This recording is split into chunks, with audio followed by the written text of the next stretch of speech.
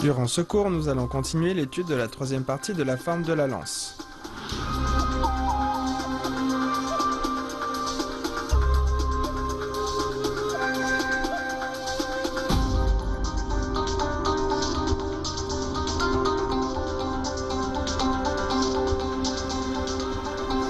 La main doit tenir la lance au plus près de la pointe et on pique vers l'avant. La pointe de la lance doit passer devant la gorge jusqu'au côté droit devant.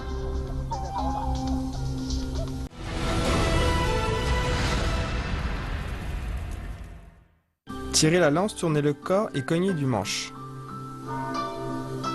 On tire la lance vers soi, puis on inverse la prise de la main droite sur le manche, on met le poids du corps sur la jambe droite et on fait rapidement traverser la lance devant.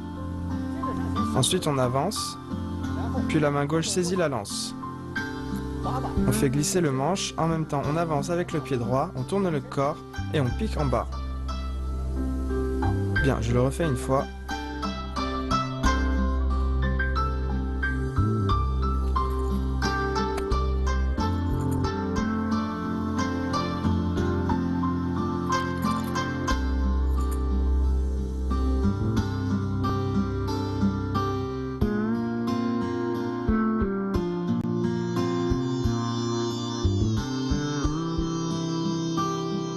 Tournez le corps et cognez du manche. On inverse la prise de la main droite et on fait rapidement passer la lance. Puis on avance, on tourne le corps et on pique en bas. Attention, la main doit tenir la lance au plus près de la pointe. Et on pique vers l'avant. Bien. Attention lors de l'exécution. Lorsqu'on inverse la main droite, on inverse la prise du manche. Main vers le haut et on passe rapidement la lance vers l'avant.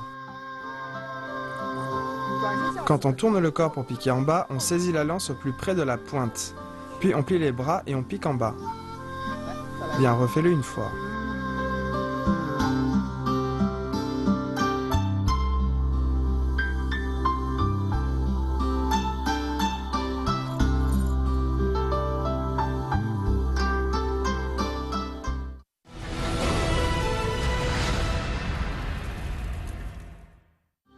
Passez devant la gorge avec la lance. On met le poids du corps sur la jambe gauche et on amène la lance devant. On passe la lance de devant la gorge jusqu'au côté droit devant. En même temps, on inverse la main sur le manche et on passe rapidement la lance devant. Bien, je le montre dans une autre direction, regardez bien. Après être allé en bas, on amène la lance devant, puis on la fait passer devant la gorge et rapidement jusqu'au côté droit à l'avant.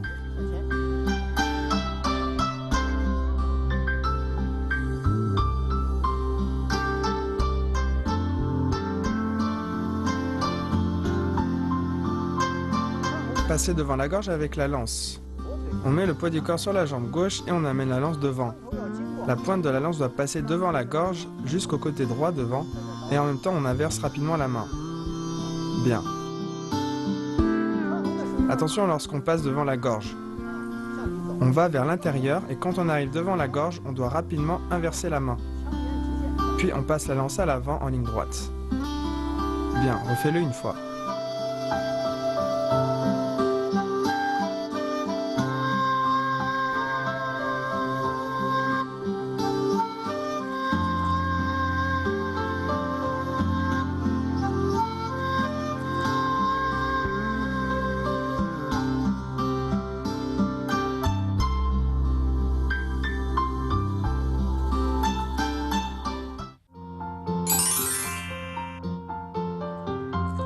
Tirez la lance, tournez le corps et cognez du manche. Attention lors de l'exécution, lorsque la main droite inverse la prise de main sur le manche, elle est orientée vers le ciel et on passe rapidement la lance devant. Lorsqu'on tourne le corps pour piquer en bas, il faut tenir la lance juste au-dessus de la pointe, puis on plie le bras gauche et on pique en bas.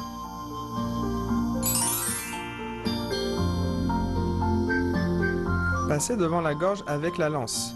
Durant ce mouvement, la lance reste pratiquement toujours à l'horizontale.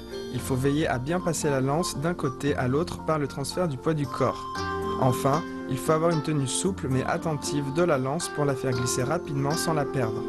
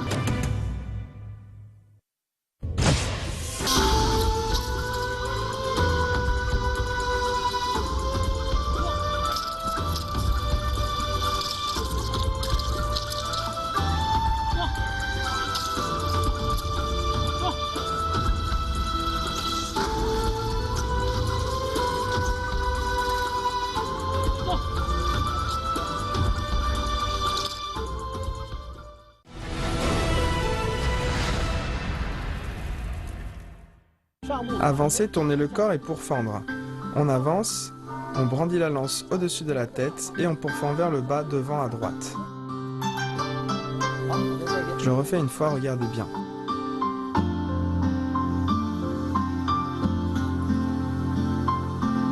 Avancer, tourner le corps et pourfendre.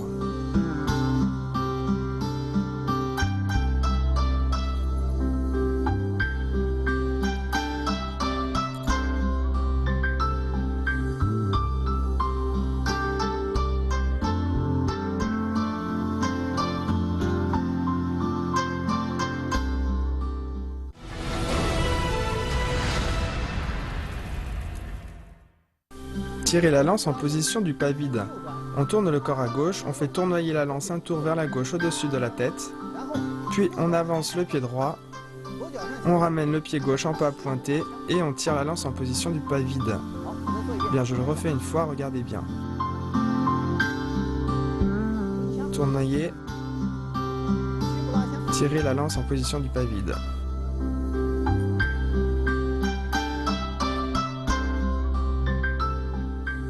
Tirer la lance en position du pas vide.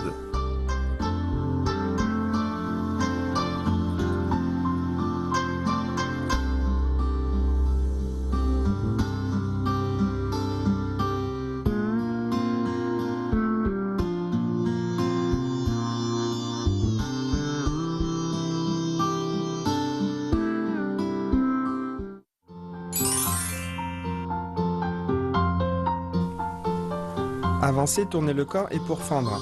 On utilise la force engendrée par le déplacement et la rotation du corps qu'on emmène jusqu'à la lance en pourfendre. Le centre de gravité du corps s'enfonce et descend quand on pourfend.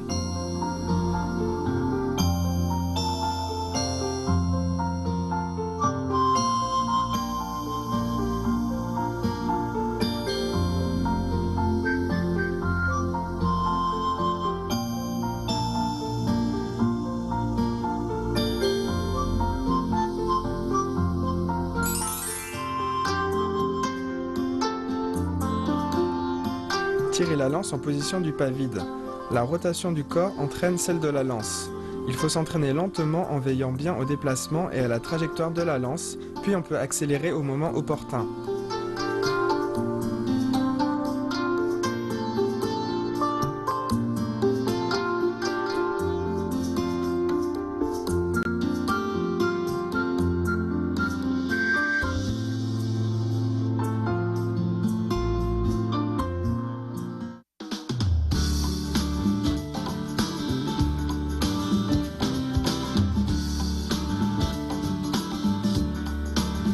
La hampe des lances utilisées dans l'opéra traditionnel chinois est faite de bois de rotin. Ces lances sont généralement embellies pour la scène. On peut également les entourer d'une bande de tissu. Ainsi, elles ne glissent pas lors de leur maniement. La couleur dorée du bâton permet de faire ressortir la distinction sociale de la personne qui manie la lance.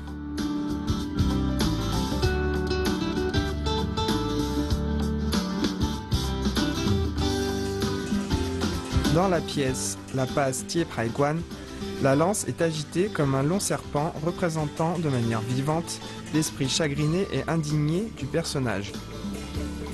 Les lances utilisées par les femmes sont généralement plus petites. Elles font preuve d'une bonne souplesse, ce qui permet de prévenir des blessures. Et avec les mouvements combinés à plusieurs, cela permet de donner une scène remplie de lances volantes.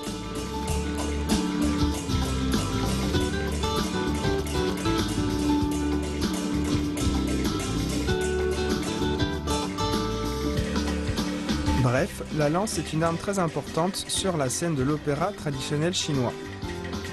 Le maniement de la lance est une habileté de base à étudier obligatoirement pour les acteurs jouant des rôles de combattants dans le théâtre traditionnel chinois.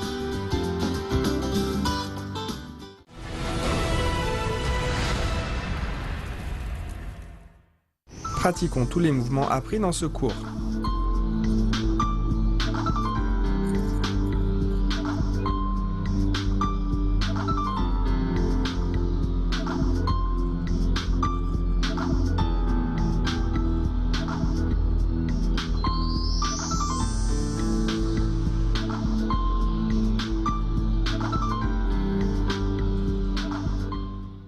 Voici l'ensemble des mouvements des 4 parties de la forme. Au prochain cours, on révisera ensemble les mouvements de la 3e partie. Au revoir.